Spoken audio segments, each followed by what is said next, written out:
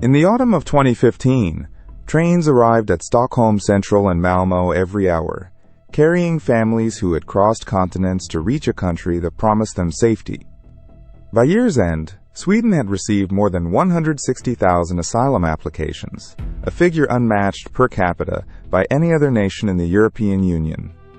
For a country of fewer than 10 million people, this was the equivalent of welcoming a mid-sized city in a single year. Photographs from that season show volunteers handing out sandwiches, blankets, and hand-drawn signs reading, "Welcome," in Arabic, Dari, and Somali. To many Swedes, this was not an emergency to be managed, but a calling to be answered. The largest share came from Syria, fleeing a civil war that had already displaced millions, followed by Afghans, Iraqis, and Eritreans. At Malmö's ferry terminals and Stockholm's asylum reception centers, staff worked around the clock, registering names, fingerprints, and stories of loss. Sweden's generosity felt less like a policy choice than an expression of who Swedes believed themselves to be, a small, prosperous, moral nation punching far above its weight in the world's humanitarian ledger. Prime Minister Fredrik Reinfeldt had, a year earlier, urged his citizens to open their hearts. The phrase captured a national mood. Municipalities scrambled to convert gymnasiums, hostels, and disused offices into emergency housing. Migration agency budgets ballooned into the tens of billions of kronor. Newspapers ran editorials celebrating Sweden as Europe's conscience, a beacon against the razor-wire fences going up in Hungary and the drownings in the Mediterranean. There was pride in the numbers, a sense that history would remember Sweden kindly. Yet beneath the welcome banners, quieter voices asked how a country this size could absorb arrivals at this pace, where the newcomers would live, learn Swedish, and find work in an economy built around high skills and high wages. Those questions were, for the moment, drowned out by the applause. But the door that swung open in 2015 had not opened overnight. It had been unlocked decades earlier, by choices that had already made openness the very core of the Swedish identity.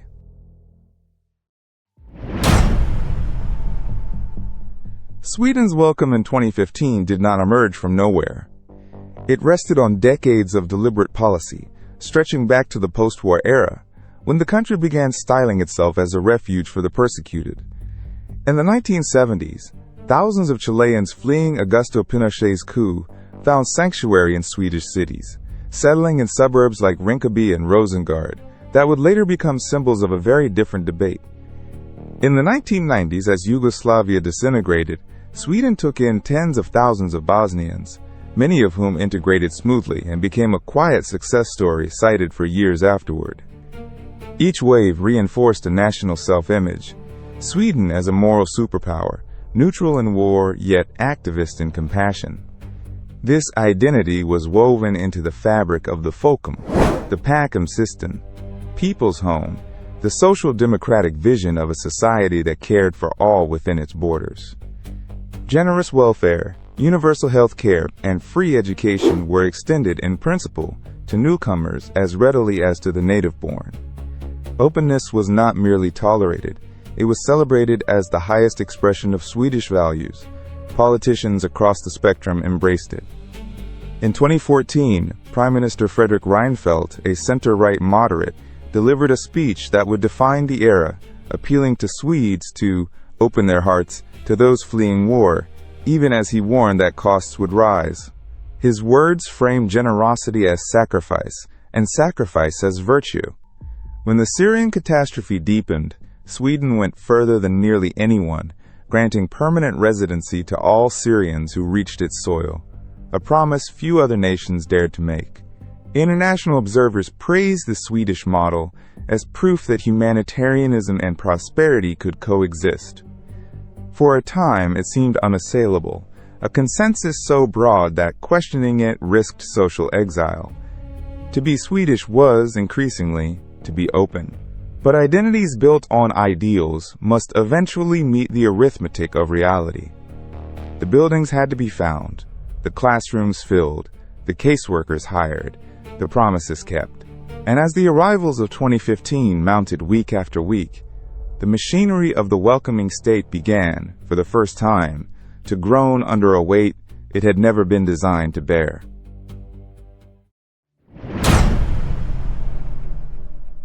By October and November of 2015, the numbers stopped being abstract and became a logistical crisis. Around 10,000 asylum seekers were arriving every week, more than the migration agency could register, house, or feed. Reception centers overflowed. The agency ran out of beds and began placing families in heated tents, in converted ski chalets, in hostels rented at emergency prices. In some towns, officials openly admitted they no longer knew where the next arrivals would sleep. The system that had symbolized Swedish competence was visibly buckling. Schools faced a sudden influx of children who spoke no Swedish, straining teachers in classrooms already stretched thin.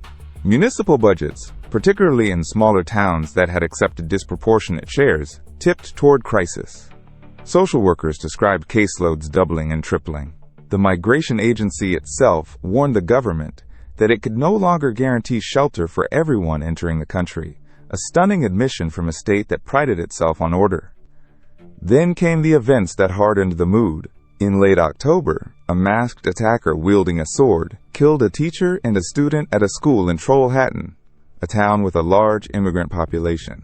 Days later, fires broke out at planned asylum housing across the country, some set deliberately by arsonists opposed to the arrivals. The optimism of summer curdled into anxiety by winter. On November 12, 2015, the Social Democratic-led government did something unthinkable months earlier. It reintroduced border controls, checking identities at the Øresund Bridge connecting Denmark and Sweden. Weeks later, it announced temporary residence permits instead of permanent ones, and tightened family reunification. Deputy Prime Minister Asa Romson wept at the press conference announcing the reversal. The government framed it as a pause, a breathing space, a temporary retreat forced by circumstance. In truth, it was the moment the open door began, quietly, to close. Sweden had discovered the limit of its own generosity, not in principle, but in physical capacity. Yet stopping new arrivals solved only the most immediate problem. The far harder question remained. What would become of the more than 160,000 who had already come, and whether a country built on high wages and fluent Swedish could absorb them at all?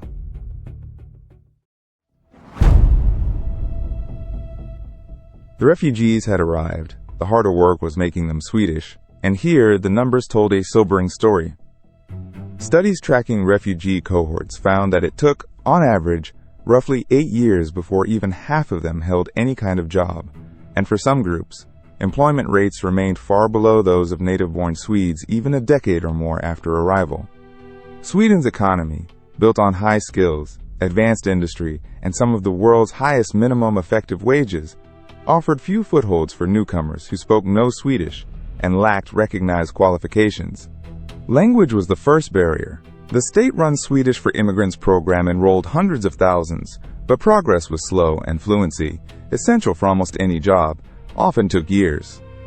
Without work, many settled in the same suburbs that earlier waves had filled. Rinkeby and Tensta outside Stockholm, Rosengård and Malmö, Angered and Gothenburg. These districts became increasingly segregated, with foreign-born populations exceeding 80 or 90% in some neighborhoods. Children grew up hearing little Swedish spoken at home or in the schoolyard, deepening the divide across generations. The economic costs mounted visibly. Welfare dependency among some refugee groups ran high, and the tax burden of supporting a large, non-working population strained the Folcom model that had made Sweden proud. Economists debated whether the 2015 cohort would ever pay more into the system than it took out. Meanwhile, ordinary Swedes noticed the growing gap between the ideal of integration and its reality. Parallel societies emerged. Places where the Swedish state's writ felt thin, where unemployment, overcrowded housing, and social exclusion reinforced one another. Politicians who had celebrated openness now spoke, more cautiously, of integration challenges. The word segregation, once taboo, entered mainstream discourse. Public anxiety grew, not always along strictly racial lines, but around a genuine question: Could a society this generous sustain itself if so many of its newest members remained on its margins? The answer would shape a decade of politics. And soon, the anxieties about jobs and language would be overshadowed by a fear far more visceral, one measured not in employment statistics, but in gunfire, echoing through the very suburbs the newcomers called home.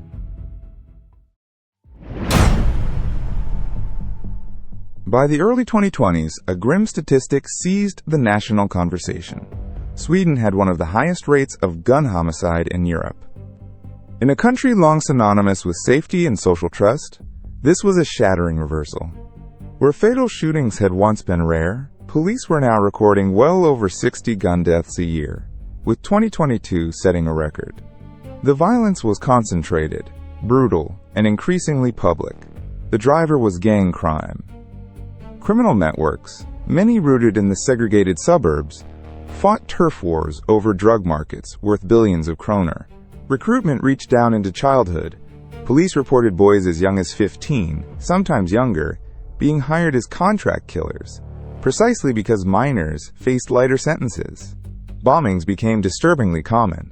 Explosives detonated outside apartment blocks, and businesses in feuds that spilled into ordinary neighborhoods.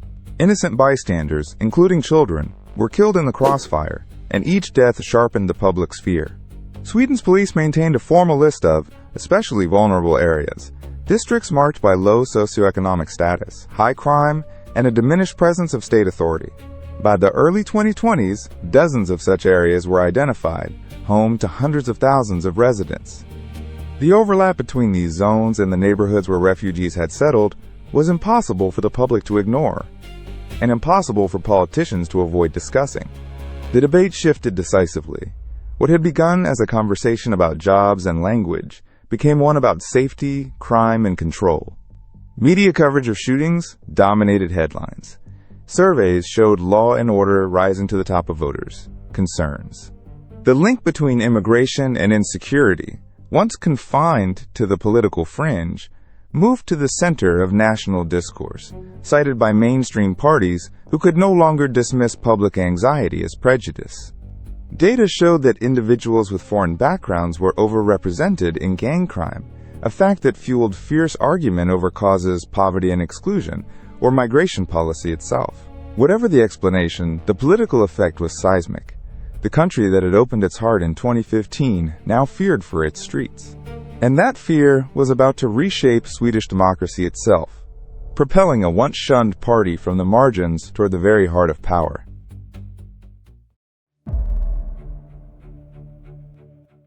On the night of September 11, 2022, Swedish politics fractured.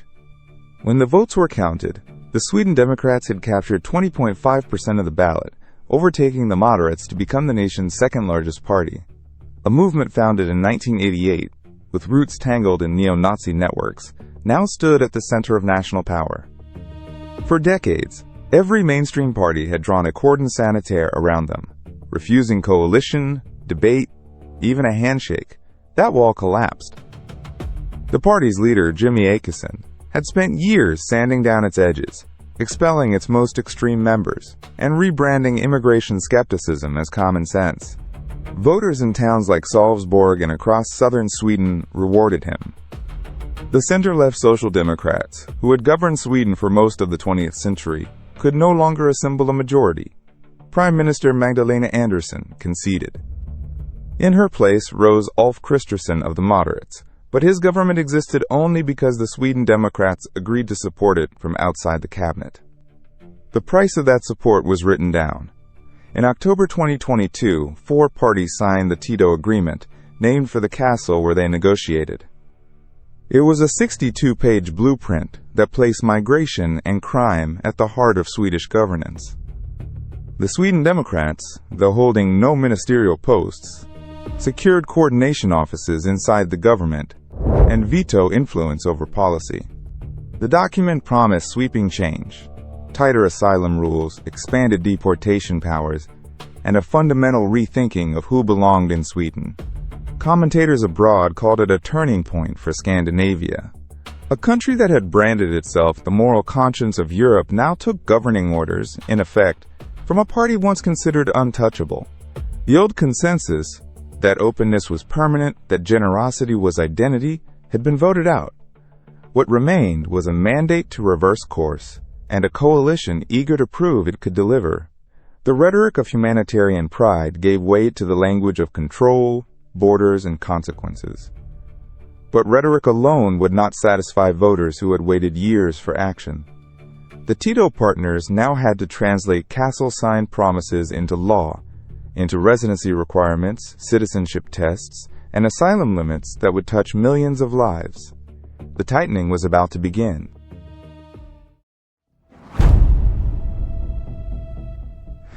The Tito Agreement moved from paper to policy with striking speed. Beginning in 2023, the government launched a campaign to rewrite the rules of belonging. Citizenship, once attainable after 5 years of residence, would now demand 8. Applicants would face language examinations and civics tests, measuring knowledge of Swedish society, requirements the old model had largely avoided. Officials framed these not as bureaucratic hurdles, but as proof that citizenship must be earned, not granted. Asylum policy narrowed sharply. Sweden pledged to reduce refugee acceptance to the minimum required by European Union law, abandoning its historic role as a destination of choice. Permanent residence permits were curtailed in favor of temporary ones, forcing arrivals to reapply and prove continued need. The government commissioned inquiries into stripping citizenship from dual nationals convicted of serious crimes or threats to national security. Benefits, long a pillar of the Swedish welfare state, came under review. Proposals tied social payments more tightly to work and residency, cutting support for those who had not integrated into the labor market. Family reunification rules tightened, making it harder for refugees to bring relatives. Migration Minister Maria Malmer Stenergard described the aim plainly: a paradigm shift away from the generous system of the past. Human rights groups protested.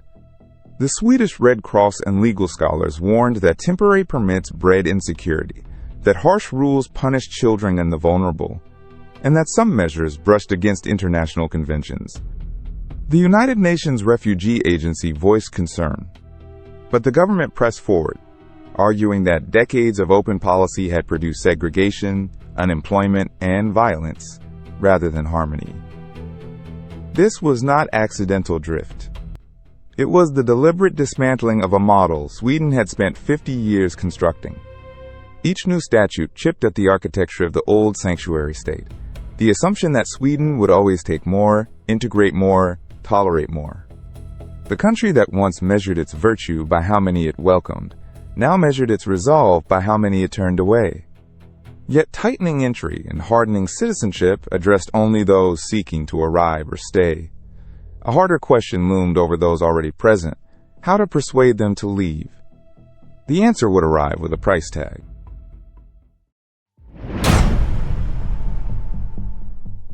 In 2024, the Swedish government reached for a tool that transformed rhetoric into cash. It announced plans to dramatically expand voluntary return grants, payments offered to immigrants willing to leave Sweden permanently and rebuild their lives abroad. The existing scheme was modest, roughly 10,000 kronor per adult, a sum so small that in 2023, only about one person had claimed it. That would change. Beginning in 2026, the government pledged to raise the grant to 350,000 kronor per adult, around $34,000, a 30-fold increase designed to make departure a serious financial proposition. Families could receive substantial sums, with additional amounts for children capped per household. Migration Minister Maria Malmer Stenergard and Sweden Democrat figures presented it as a pragmatic path. Those who could not or would not integrate might find a dignified exit, funded by the state that once welcomed them. Critics erupted. A government-appointed inquiry had actually advised against such a large increase, warning it would do little to boost return numbers while damaging Sweden's reputation. Refugee advocates called it a bribe, a symbolic gesture aimed less at solving problems than at signaling that immigrants were unwanted.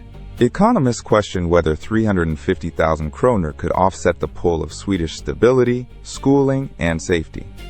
Some warned it might even incentivize the wrong departures, drawing away those who had integrated successfully, rather than those who had struggled. Yet the symbolism was unmistakable. A nation that had spent decades spending billions to bring people in was now budgeting to usher them out. The grant embodied the full arc of the reversal, from open arms to open checkbooks pointed toward the exit. Supporters insisted it was voluntary, humane, and cheaper than prolonged dependency. Opponents saw a country repudiating its own history, paying to erase the demographic legacy of 2015. The scheme signaled something deeper than policy. It marked the moment Sweden stopped merely slowing immigration and began actively reversing it, treating departure as a national goal worth financing. The question was whether anyone would take the money, and whether the numbers would finally begin to move. As 2024 gave way to a new statistical reality, Sweden's borders would tell an unfamiliar story.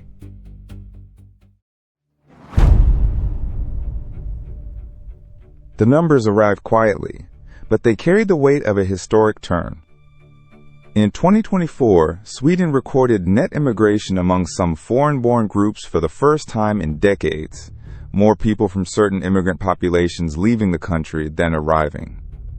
Statistics Sweden confirmed that the nation's foreign-born population had begun to shrink in categories that had once only grown. For a country whose modern identity was built on inflow, the reversal was seismic. Overall immigration fell to its lowest level in years. Asylum applications dropped sharply as word spread that Sweden's door was no longer wide. The government celebrated the figures as proof its paradigm shift was working. Combined with tightened citizenship rules, temporary permits, benefit reforms, and the promised 350,000 kroner return grant, the machinery of reversal had produced measurable results. Sweden was no longer Europe's magnet. It had become, for some, a place to leave. The implications reached far beyond Scandinavia. Across the continent, governments watched. If Sweden, the humanitarian conscience of Europe, the nation that took 160,000 asylum seekers in a single year, could execute so complete a reversal, the political permission to do so extended everywhere. Denmark had moved first. Sweden's turn confirmed a broader European retreat from the openness of the last generation. The debate over migration had shifted from whether to restrict to how far restriction could go. For Sweden itself, the questions cut deeper than statistics. What did it mean for a country to disown the self-image it had spent 50 years cultivating? The children of 2015 were growing up in a nation actively legislating against the welcome that brought their families. The segregated suburbs remained. The gang violence had not vanished. Whether the reversal healed those wounds or merely closed the border on them would take years to reveal. What was certain was that an era had ended. The Sweden of Fredrik Reinfeldt's open hearts, of sanctuary as national destiny, belonged to history. In its place stood a harder, warier country, counting departures instead of arrivals. The story of modern Sweden had completed its arc, and its lesson echoed across a changing Europe. The most open nation closed its door.